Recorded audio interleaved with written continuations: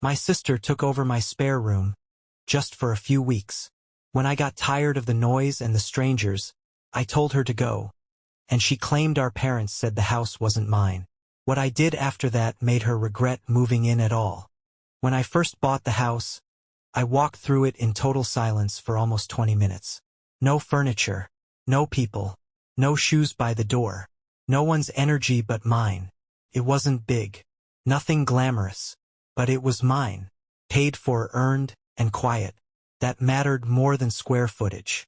After years of roommate drama, hand-me-down apartments, and being treated like the reliable one, who always bent first, this space felt sacred. It was the first thing in my adult life I didn't have to share, and I planned to keep it that way. Then Rachel called. She didn't even start with a hello. "Hey, can I crash for like a week or two?" I was standing in the aisle at Home Depot, trying to choose between two nearly identical faucets.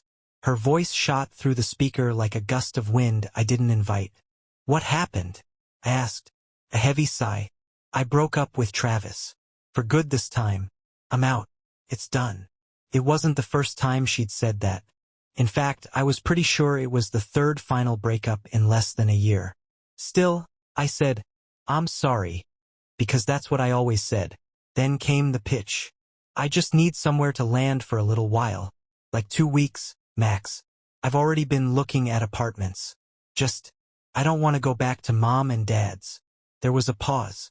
The kind that's too quiet to ignore. Then, "You've got that guest room, right?" I should have said no. Not because I didn't love my sister. I did, in the kind of tangled, complicated way you love someone who's hurt you more than they realize. But because I knew exactly what a little while meant in Rachel's speak. As long as she wanted, or until someone else fixed her mess for her. Still, I said yes. Because I always did. Because saying no felt like setting fire to the last bridge in a family that had already split into islands. Because a part of me, the oldest sibling part, the fixer part, still thought maybe this time would be different. She showed up 3 days later with 4 overstuffed bags, a plant she named Simone, and a bottle of cheap wine. "Thanks again," she said, breezing past me and dropping her things in the living room like it was a hotel check-in. "It's just for a few weeks," she added, already kicking off her shoes. I didn't answer right away. I watched her walk into the guest room, my office/spare space, and dump her bags on the bed. She'd been in the house for less than 5 minutes, and already it felt smaller. The first night was quiet. She ordered takeout for both of us and apologized for the mess of her breakup. She made a joke about Travis being allergic to adulthood. I laughed politely. I told her I was glad she was safe. And I meant it. That night, as I heard her crying softly behind the guest room door, I reminded myself, it's just temporary. By day 4, Simone the plant had taken up permanent residence on my kitchen table. By day 6, Rachel had started leaving her shoes in the hallway, her makeup on the bathroom counter, and her towels on the floor. By the end of week 1, she'd brought home a guy named Evan. I only knew his name because I heard her yell it twice, from the guest room at 2 in the morning. The next morning, I sat at the kitchen counter, bleary-eyed, nursing a cup of coffee when she walked in wearing one of my sweatshirts. "Morning," she said brightly, completely unbothered. I just stared at her. "Didn't mean to be loud," she added. "But also, come on, we're adults." She poured cereal into a bowl and grabbed my almond milk like it belonged to her. I didn't say anything. Not yet, because part of me still hoped it would calm down. Didn't. Week 2 brought a rotating cast of overnight guests. Missing food, loud music, and at least one incident involving someone throwing up in my hedges. Rachel didn't apologize. She doubled down. "I'm going through a lot," she said when I tried to talk to her. "I just need space to feel free again." "This is my space," I reminded her. She rolled her eyes. "Wow, okay. So now I'm a burden." I should have told her to pack that night. But I didn't, because that fixer part of me still clung to the hope that she'd wake up one morning, remember where she was, and respect it. Then came the weekend party. I wasn't home. I had gone hiking to clear my head, but when I came back, there were red Solo cups in the yard and a stranger passed out on my living room couch. Rachel wasn't even there. She'd left with someone else, apparently, and told her friends to let themselves out. That night I didn't sleep. I just sat in the kitchen, staring at the wall, and asking myself why I always became the landing pad for everyone else's chaos. The next morning, I waited until she woke up. She strolled into the kitchen like nothing had happened, phone in hand, already laughing at something on her screen. I stood. "I need you to move out," I said. Her laugh died mid-syllable. "What?" "I need you to move out," I repeated. "This isn't working." She stared at me like I'd slapped her. "Are you serious right now?" I nodded. "I gave you space, time, respect, and you've done nothing but trash it." Her eyes narrowed. "You're being dramatic." "No, I'm being clear." She put her phone down. Then she smirked. "You know Mom and Dad always said this house should be family property, right?" I blinked. "What?" She walked to the counter, pulled up her messages, and turned the screen toward me. A text from our mom dated a few weeks back. "He's being selfish. That house was supposed to be for both of you." My jaw tightened. She smiled. "I'm not going anywhere." I stood in front of her, reading that text again. "He's being selfish. That house was supposed to be for both of you." 12 words from my mother. That was all it took. I didn't say anything, just handed her phone back. She looked proud, like she'd played a winning hand. I walked away, and something in me quietly snapped. That night I didn't sleep. I lay on my back in the dark, eyes wide, chest tight. Not with anger, but with clarity. They didn't just dismiss my boundary. They erased it. They reduced everything I built. Every hour I'd worked, every bill I'd paid, every piece of myself I'd poured into this house, to a family favor, a shared resource, something borrowed, not earned. To them I was still the oldest child, the helper, the fixer, the one who had to be fine so others could be forgiven. And I was done being that. The next morning I left early. I needed air, perspective, distance. I drove out to a coffee shop across town where no one knew me, sat in the corner with a legal pad and started making a list. Not a revenge list, clarity list. A list of what I owned, what was legally mine, and what I was going to do to make sure no one ever had the audacity to claim otherwise again. Item 1. Change the locks. I'd given Rachel a key when she moved in. Stupid maybe, but at the time it felt like the right thing to do. Now it felt like handing her the launch codes. So that afternoon I called a locksmith. By dinner the keypad was reset, the front door rekeyed, and the garage code changed. I texted her the new entry code with one sentence. "This is temporary access. You have 1 week to move out." She didn't respond. Item 2. Secure the paperwork. The deed was already in my name. I'd bought the house myself, financed it myself, closed on it alone. But now I made copies of everything. A mortgage docs, closing statements, property tax receipts, utility bills, insurance under my name only. I put them in a labeled binder and scanned them to a cloud folder. I wasn't preparing for a fight. I was preparing to never have to explain myself again. Item 3. Prepare the notice. I spent that evening reading about tenant rights in my state. It turned out even informal arrangements could carry legal weight if someone stayed long enough. She hadn't paid rent, hadn't signed anything, but I wanted to do this by the book. I drafted a simple notice. This is a formal request for you to vacate the premises within 7 days. This home is privately owned and not shared property. You have no tenancy rights. If you refuse to leave by date, legal steps will follow. I printed it, signed it, dated it, left it on the kitchen table the next morning next to her coffee mug. That evening, she came home loud on purpose. Keys jangling, music blasting from her phone. A new guy behind her. I was sitting in the living room, calm and ready. She saw the paper on the table, read it, and laughed. "You're not serious." I said nothing. The guy, tall, tattooed, half bored, glanced between us. Rachel shook the notice in her hand like a flag. "You think this is legal?" Mom said. I stood up. "This isn't Mom's house." She opened her mouth. I didn't let her finish. "And this isn't a negotiation." She didn't speak to me the next day. Fine by me. The day after that, I got a call from my dad. He never called. That job was usually left to my mother. "Hey," he said, voice heavy. "I heard you're asking Rachel to leave." "I'm not asking," I said. Long pause. "She's having a hard time. She's not my responsibility. She's your sister. And this is my house." Another pause. This one longer. "She said you've been cold." I almost laughed. "She's been disruptive, disrespectful, and deliberately crossing lines. I gave her time. She pushed past it. Now I'm enforcing it." He sighed. "I just think you could be more compassionate." I exhaled slowly.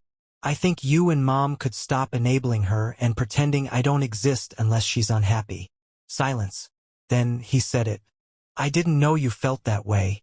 That was the first honest sentence he'd said to me in years. 3 days before the deadline, she texted me, "I can't believe you're doing this." I didn't reply. "You're seriously kicking me out? Of our family house?" "Nope. You've changed." That one made me smile. The day she left, I wasn't home. That wasn't a coincidence. I made sure to be out. At the gym, at the store, at a park where I could walk until my legs stopped buzzing. I didn't want drama. I wanted peace. When I came home that night, her things were gone. So was Simone the plant. So were the dirty dishes. So were the strangers, the noise, the smirks, the guilt. In their place, quiet. I locked the door behind me and stood in the entryway for a long time, just breathing. Felt like the house had exhaled too. That weekend, my mom showed up. Unannounced. Of course. I opened the door and she just stood there with her arms folded like she was waiting for me to apologize. "Can we talk?" "Sure." She stepped in like it was still her place, looked around like she was inspecting damage. "Rachel said you were cruel." "She said a lot of things." "You kicked her out." "I asked her to leave the house she doesn't own after overstaying her welcome and violating every boundary I set." She flinched. "Then we always thought you'd share." There it was. The truth finally. "You always thought I'd give up what's mine to make your lives easier," I said. "And I did. For years." She went quiet. I walked past her and stood in the center of the living room. "I gave you my patience, my support, my silence, and all it ever got me was more expectation." She didn't reply, because there was nothing to say. When she left, she didn't hug me, didn't say she loved me, just walked out like a disappointed guest. But the door closed behind her and I didn't feel shame. I felt relief. That night, I ate dinner in the quiet. Watched a movie I liked without someone talking over it. Lit a candle just because. Stared around at a house that, for the first time in weeks, felt like it belonged to me again. Because it did. Legally. Emotionally. Entirely. And I didn't owe anyone a single piece of it. A week passed after she left. The house settled back into something that felt like sanity.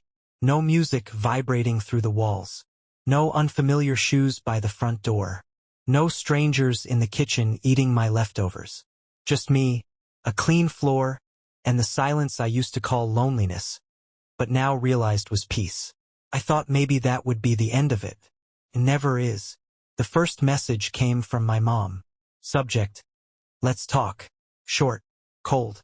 "I think it's time we sit down and clear the air. There's been a lot of hurt feelings. Let's be civil." There it was, the classic reset. I'd seen it my whole life. Rachel makes chaos, I draw a boundary, and suddenly I'm the problem because I disrupted the family balance. Only this time, I didn't respond, because I wasn't interested in clearing the air. I was too busy breathing freely for the first time in weeks. 2 days later, they came in person. Of course they did. No warning, no heads up, just a knock at the door at 10 a.m. on a Saturday. I opened it to find both of them standing there like they were staging an intervention. My mom in her neatly pressed jacket, lips already tight. My dad in his usual "don't drag me into this" silence. "Hi," my mom said. I didn't move. "What's up?" "We'd like to talk." "We're talking." She gestured toward the living room behind me. "Can we come in?" I looked her in the eyes. "No. We can talk here." Her expression cracked for a split second, surprise, then offense. "We're not trying to attack you," she said, soft and firm, like a teacher about to scold a child.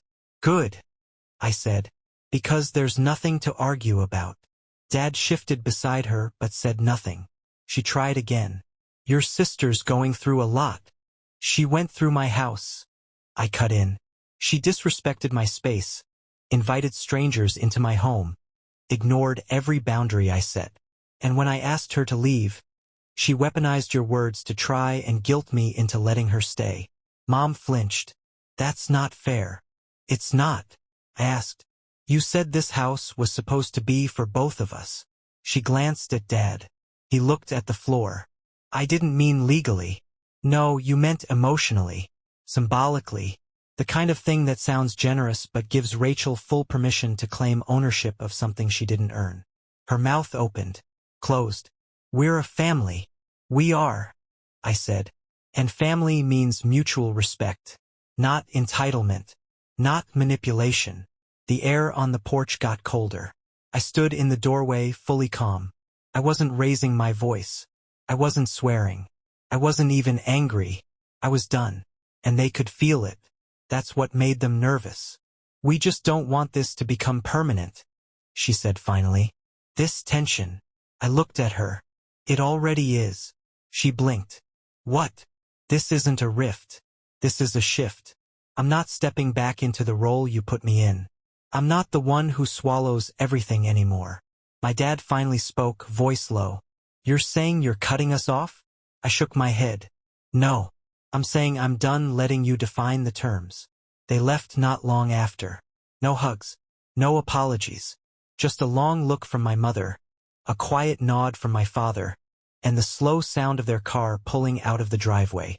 I closed the door behind them and leaned against it for a long time. The house was quiet again. And this time I was too.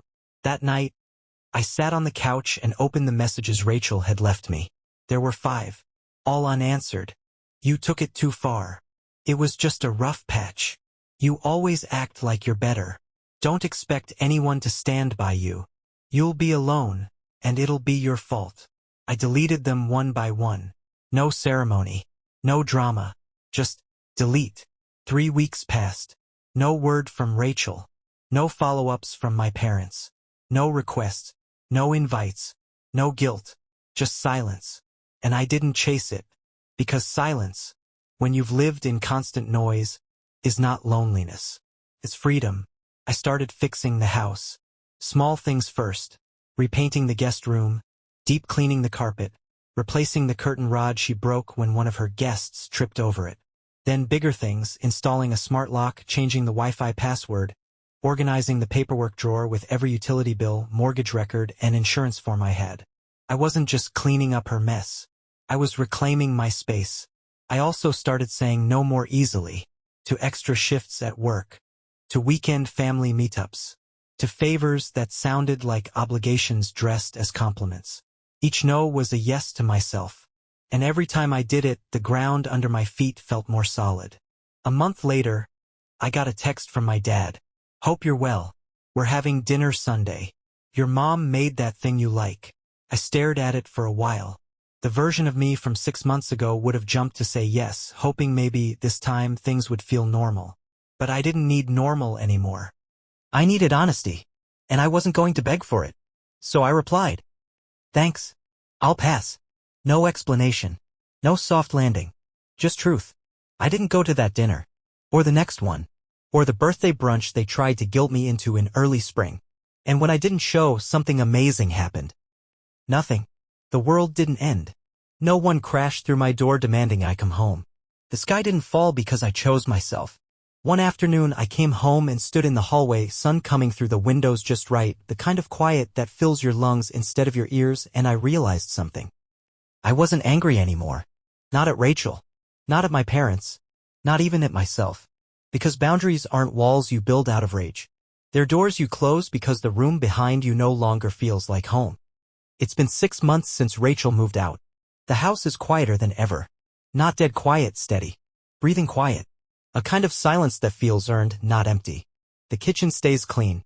The guest room smells like cedar and fresh paint. The floorboards creak in familiar places, and I know which ones squeak before they do. The space has become an extension of me. And no one's crossed the threshold without an invitation since. My parents stopped trying after the 3rd declined dinner. They sent texts. Then voicemails. Then nothing at all. I didn't block them. I didn't scream. I didn't make a statement. I just stopped showing up. Because I wasn't interested in restoring a version of family that had never made space for who I really was. I wasn't angry. I was free. A few weeks ago, Rachel sent a message. No context. Just, "Hey, hope you're doing okay." That was all. No apology. No reflection. Just a vague olive branch with no root. I read it once, then deleted it. Not out of bitterness, out of clarity.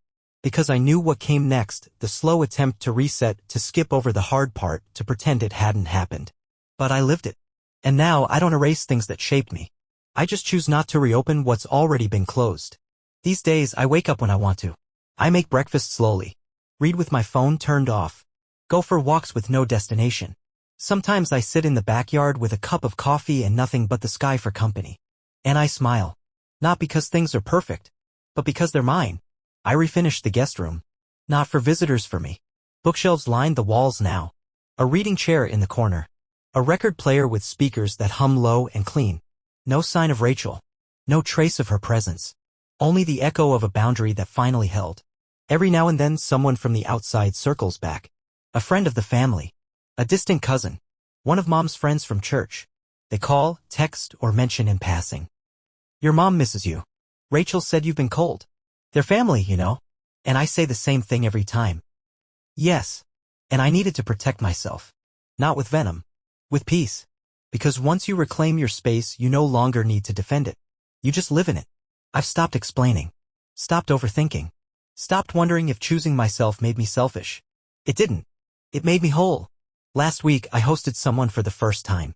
A friend. Nothing romantic. Just someone I trusted. As she stepped into the house, she paused and said, "This place feels like it breathes." I didn't realize I was holding my breath until then. I smiled and said, "It finally does." She asked about the guest room. I showed her. No hesitation. She ran her fingers along the bookshelf, looked at the lighting, the colors, the calm. "You built all of this yourself?" I nodded. Every part. That night, I sat alone in that room, journal open, soft music playing low in the background. And I wrote something I hadn't been able to before. This is home. Not because the walls are perfect. Not because the people who were supposed to support me finally did. But because I stopped giving them the power to define what belonging looked like. Sometimes I think about younger me. The one who apologized for taking up space. The one who stayed quiet to keep the peace. The one who let guilt dress up like love and control wear the mask of care. And I want to put a hand on his shoulder and say, "You don't have to earn peace. You just have to stop giving it away." I don't hate Rachel. I don't hate my parents. I just no longer set a table for people who brought hunger but never helped cook. The house? It's still here. Still mine. Still quiet. And for the first time, I'm not afraid someone's going to walk through the door and claim they deserve a piece of it. Because I've built more than walls. I've built boundaries. And they're not made of wood. They're made of me finally knowing where I end and others begin. That's what she taught me. Not directly. Not kindly. But through her noise, I found my stillness. Through their silence, I found my voice. Through the violation, I found the strength to say, "Never again." There's a photo on the hallway wall now. A shot I took the day I signed the final mortgage paper. Me. Holding the keys. Alone. Smiling. Not for them. For me. And I walk past it every day. Not to remember what they did, but to remember what I kept.